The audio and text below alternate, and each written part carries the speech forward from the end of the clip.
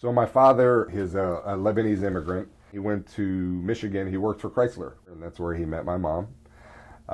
So my brother and I were, born in Michigan. Because of the frigid weather, I was in and out of the hospital quite a bit as a baby and a toddler. So my parents made a decision to move further south. So we moved way south, about as close to the equator as we could get, with South Florida, specifically in Fort Lauderdale. My father's plant, Uniflex, in mid-2000s relocated from South Florida to Anderson. So that's the connection. That's how we came up to be here. Immediately after high school, I went into automotive technology. So I went to a technical college and studied automotive repair and diagnostics and things like that. But almost immediately got into management in the automotive industry. So I spent a lot of time doing that for the first half of my life. But then somebody suggested to you, of all things, law enforcement. Yeah. Well, I've always had a look. Everyone even before I got involved with law enforcement, everyone would ask me when they first met me, are you a cop? Yeah. Because, I guess I just have that, or if I'm in the military, the same thing. So I was involved a lot in different community organizations in the community, down in South Florida, and I had, met a colonel at the Broward Sheriff's Office just through, indirectly in meetings and things like that. And he told me the same thing. He said, hey, you look like a cop. He said, you should come and see what we have to offer at the Sheriff's Office. So joined the Broward Sheriff's Office, started with them as a reserve deputy down at the Broward Sheriff's Office. I love the structure of law enforcement. I loved helping people. And I saw, ability to really be a good example for my family. At what point did you realize that you had a knack for the financial end of all of this? So I got involved in management, and specifically in the automotive world, operations management, very numbers-driven part of that industry. And that came to you naturally. Yeah, it just came to me naturally. So, looking at profit and loss statements, researching accounts, looking at where money's going. So that's something that I just did naturally, and was very good at it, which also led to me being, part of my success in my previous career. But almost immediately when I started, in law enforcement, everybody, when you come to law enforcement, you start on the road, answering calls, domestic violence, and taking reports, different types of investigations. But almost immediately when I just happened to get a financial crime type investigation, was very effective. I knew exactly what to ask for from the victim immediately. I just to streamline everything. It wasn't foreign to me. It was very familiar, and I just kind of morphed. I just kept doing it to the point where I started asking my supervisors. Said, "Hey, if you guys happen to get any financial crime investigations, I would like to be the primary to let me have the case." And my road sergeants, of course, because nobody wants to do that. Yeah. It's not exciting. It's not exciting. Boring. It's not the, jump out and get them. It's not like that. And I did do that, to be fair. I went through that when I first started. But so I started getting all of the financial crimes. And another thing started happening. I started getting a lot of questions from my peers. How do you think I should do this investigation? Or what should I do, in this particular situation? There was one case I remember that kind of stood out, and what made me stand out, and led my path to criminal investigations, to become a detective. So I was on the road. A victim fell victim to a real estate scam. I took the report, but because of what I was doing, I asked the criminal investigation sergeant, I said, do you mind if I just keep the case, right? And he said, sure, if your supervisor doesn't mind, and I certainly don't mind. I took the case. The particular case was complicated. I was actually able to track down a money mule, right? Somebody that was unwilling, unknowing, to a different state. Sent the sheriff's office out there, and they admitted, post Miranda interview, they admitted that they were laundering stolen money. But herself, she was a victim of a romance scam. Okay. So right. So it was very complicated, but the reason why I'm telling you that story is I was actually doing this as a road deputy. And even the financial crime investigators in Broward came nowhere near that type of execution and follow through and thoroughness. So because of that, the next available opportunity that came in criminal investigations, I started. And because I like to read, I just read and almost memorized the Florida state statute when it comes to economic crimes. And whatever case I got, I was an animal, I was a beast. And just the cases kept coming, and I kept arresting people. I kept getting people their money back. Something that has never happened before, even down in Broward. So the Broward Sheriff's Office, don't quote me exactly, but it's about 5,500 employees at the Broward Sheriff's Office. It's the largest accredited sheriff's office in the country. Okay. 2022, I was awarded the Detective of the Year for the entire agency, which, it's quite a few people. and it all came back to the success you were having in prosecuting financial criminal cases. Correct. Grew up in Broward as a toddler, right? I moved there from Michigan, and it was just time. I didn't like what was happening to the community. I didn't like, more specifically, what's happening to law enforcement. I didn't want to continue to live and raise my, have my family there. I didn't want it. I didn't want it anymore. And I remember, I'm like, hey. I love the people of Anderson. When I was up here, because I'd come up here a while. My dad was up here. I'd come all the time. Very welcoming, very loving. It was just, it was a fit. Okay. It was a fit for me. Reached out to the Anderson County Sheriff's Office and spoke with their recruiter and the sergeants there in that part of the organization. And I applied, went through the process, and they did their own background checking on me and found out that I have a niche in financial crimes. Came up here, I met with the Criminal Investigations Unit and the command here, and they were, happy to have me. They would say, they said, absolutely, we would love for you to join our team. The Anderson County Sheriff's Office did a superb job of training me and prepping me, and it was more the legal guidelines, the law. South Carolina law. Yeah. Obviously, I had to shoot a certain percentage. I had to drive a certain way. So I did all that, and I went up to the academy, and I did all the testing, and I passed. Yeah. And then I started here in the Anderson County Sheriff's Office. I started immediately. I came to criminal investigations. You were elected by your peers as the Anderson County Deputy of the Year. A year after, you got the same award down in Broward County, Florida, which I find just amazing.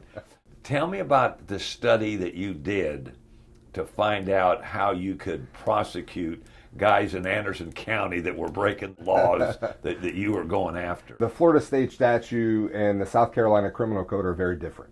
As a law enforcement officer in the state of Florida, if there was any felonious or any felony happening, we could seize the statute allowed us to seize whatever it is, it could be money, car, whatever that particular item is, to seize it. As a deputy. And obviously we have to go through the court procedure. Right. But there was a statute on the books that allowed us to seize that property on the spot.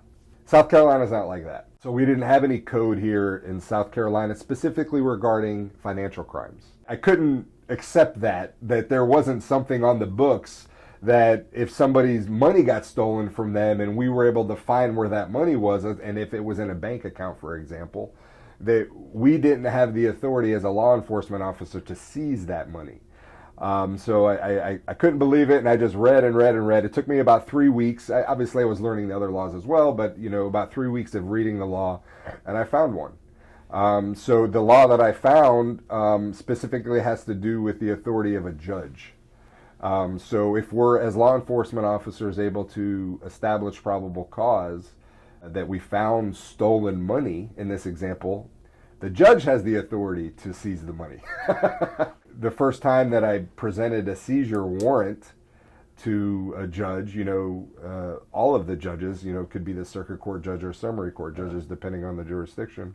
They looked at me like I was foreign, like what is this? How are we doing this? And it was just a matter of, education and reading and going over, the law with them. And like, Your Honor, I'm very, very respectful with any of our judiciary. And, Your Honor, this is the law in the books. Let me read it to you. This is it here. And every single one of them was like, you're right. We can. Yeah. And this all culminated with a person from Anderson County Yeah. that fell victim to a scam. Yes. Can you briefly tell us that story and how it was resolved because of your research? We had a victim here in Anderson, fell victim to what we call a sweepstakes scam. And that's when they get a phone call and tell, the suspects tell the victim that, hey, you just won the sweepstakes, for, in this particular case, was $2.5 million. So they get the call from the scammer, the victim believes them. The scammers tell the victim, hey, we're going to send you the money, but you need to pay the taxes up front before we send you the $2.5 million. So the victim sent some cashier's checks totaling just about $100,000 to these scammers, his whole life savings. And, I went and met with the victim the day that we got the report, and he was in tears. He says, I worked this my whole life. This is all my money I have left. So, pulling on my heartstrings, he wrenched. I told him, I said, sir, I'm going to do everything that I possibly can with all the knowledge that I have to get you your money back, if I can. And of course, this is not a normal thing. Everyone's like, no, that money's gone, forget about it, stuff like that. So anyway, come back, money was sent in different ways. One of the, a certain amount of money was sent via UPS, was able to stop that shipment. He got that money back. The rest of the money I was able to track back to a bank account, which I used the law that I researched. I found, I went to the judge. It was about $84,000 left that we had to get. And I asked the judge, this is what happened. I'd like to seize this money out of this account. And he said, what? I said, good luck. So I was able to serve that bank with the seizure warrant. And long story short, we were able to get every penny of his money back. But he said, I've never in my life won anything. And I've worked for everything in my life. But what you just told me, I feel like I've won something for the first time in my entire life. And I told him, I said, sir, this is your money. Yeah. So you definitely earned it, and I feel good to be able to give you back your money. And I said, do me a favor. Don't send anybody any more money. And if you feel like you want to send somebody money, call me first. We'll do that. So that was a happy ending. It is overwhelming to be able to find and use our law for good. Yeah. And get this gentleman his entire life savings back. Was a good accomplishment. It's a good accomplishment for the sheriff, good accomplishment for the citizens of Anderson, and which we're continuing to do to this day. What kind of information, tips, help can you give the residents of Anderson County when these things might come into their lives? So many different types of scams. These scammers are professional. They are very well trained. And this is all they do every day from the time they wake up until the time they go to sleep. This is their life. So let me just briefly talk about the different types of scams. There's scams where you may receive a phone call. Similar things that happen on those phone calls are sweepstakes scams. They may call you and say, hey, I'm with a government agency or I'm with the IRS and you owe back taxes. And if you don't send me money, however they instruct you to send them, there's so many different options or variables of that we're going to arrest you. Another very common one is computer hackers. People are on their computer at home and a little window pops up and says, hey, your computer has been infected by a virus, or different variations of something like happened, call this phone number, do this. And what ends up happening is the victims, they get on the phone or they start chatting with these very talented people. And through the conversations, they convince the victims to send them money, give them access to their bank accounts, take money out of their bank account to buy digital currency via cryptocurrency. There's a lot of different variations of scams. So my advice is, I know with the complexity of all these scams, my advice is very easy. Don't ever send money to anybody that you don't know or you don't have a relationship with. A government agency will never ask you to send them money, to wire them money, to buy a digital currency like crypto or Bitcoin or any type of thing like that. If law enforcement is going to arrest you, we're going to show up at your door and arrest you. We're not going to call you and tell you to send money. So if you get those types of scams, immediately the best thing to do is just hang the phone up. And if they're calling you on your cell, block the phone number.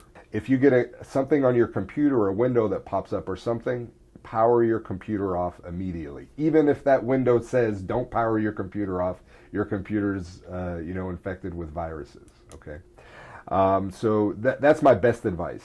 Don't send money. If those people are calling you on the phone, just hang up on them. You don't have to say anything. You don't owe these people anything. Just hang the phone up. If something happens on your computer, power your computer down. All right, believe me, it's a lot better to even buy a new computer than for them to get access to your computer and wipe out all of your bank accounts and all of that information. If you happen to fall victim to a scam and you realize you fell victim to a scam, time is very, very crucial. That report needs to be submitted to law enforcement as fast as possible, because here at the Anderson County Sheriff's Office, we prioritize those based on time. So if you just fell victim to a scam and the next day you come to the sheriff's office, your chances of getting that money back are a little better than if you wait 2 or 3 weeks or 5 months or 6 months to report it to the sheriff's office or whatever jurisdiction you're in. People are listening to this. Call the police and report it as soon as possible. If those suggestions with all the listeners or the viewers, there'd be a significant reduction in financial crime scams. People falling victim and they protect their money. Congratulations on your award. Thank you for deciding to move to Anderson County and become one of us, because I think everybody is benefiting, and I think you're having a fun time too, right? Oh yeah. Yeah, I love the people here. They're very welcoming, and it feels good to help the people, and it also feels really good to train and help my peers, because I'm doing it, they can do it, everyone can do it.